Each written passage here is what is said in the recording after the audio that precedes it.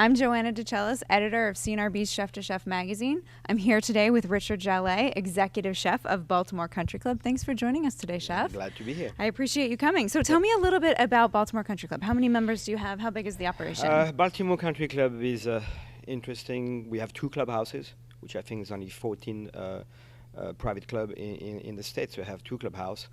We have about 3,200 members. We do about, I think this year we're going to break the $6 million revenue, food and beverage. Member-wise, we have about 3,200. We count members maybe a little different than other clubs. A child is a member, so we have about 700 to 800 families altogether. What are some of your biggest food and beverage challenges at Baltimore Country Club? So the challenges are the 2 clubhouses. As far as the staff is concerned, when both clubhouses are working at the same time, it can be very challenging. I cannot tell you how many times I go back. It's 8 How miles far apart. Okay, they're 8 miles. 8 miles apart, and then it's constant. And sometime in the morning, you're like, okay, where am I going to be at that time of the day? And that's where your senior staff is crucial, because you got to rely. You cannot be at the same time. Both locations. So what do you look for in a staff member, knowing that they might have to be somewhere that you can't be? Well, we when I came on board, I mean, it was a need for a little bit a higher pay rate. I'm not going to hide about that. And that's the way you get the people that are senior and they care about what they do. Mm-hmm. The training is important. I thought coming from California that in a big city, the job pool would be, the pool of staff would be much larger, and it's not. I think every chef that you would interview in that room, they have the exact same situation. So we're looking for trust. We're looking for people who obviously have knowledge of what they do, and because with that, you gotta train, obviously. So. Tell me about your guest chef program. You recently had Nelson Milan from San Antonio, and you went to him and he came to you. Tell me about that program and what value that brings to your club. This is a pure result of this conference.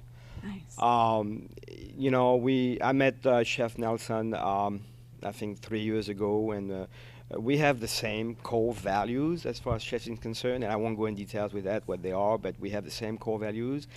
And then, Baltimore is not a Latino destination as far as food is concerned. Mm-hmm.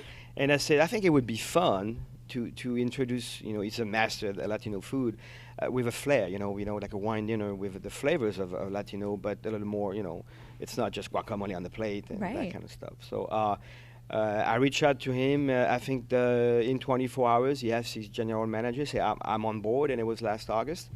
And he said, the only condition I need to ask you is that you need to return the favor and come to San Antonio. So I did that last week, and it was a blast. We put a French dinner up for his members, and first time in Texas. Yeah. So, and seeing his kitchen, what he does and why he does this, and you always get something out of it. Yeah. Yeah. Were your members excited to have Nelson come they were, and actually he did more than I did in return. He did a wine dinner on the Thursday, and then on Friday night he had a very casual with a kaya chana at the pool, and this was well received. The whole fish cooked. I mean, it was absolutely fantastic. He's just a great guy, very charismatic. So wonderful.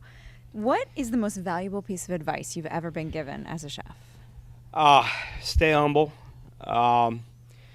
There's 250 guys in there, and there's a lot of egos, but I think you need to stay humble, and you need to always, every day you learn from even somebody you just hired, and then keep focus. You're only as good as your last meal. I know it's cliche, but that's the truth. Yeah. So, how do you attract and retain young culinarians? So I have started this with Johnson & Wales and CIA. I was at CIA 2 weeks ago, tried to recruit young talent.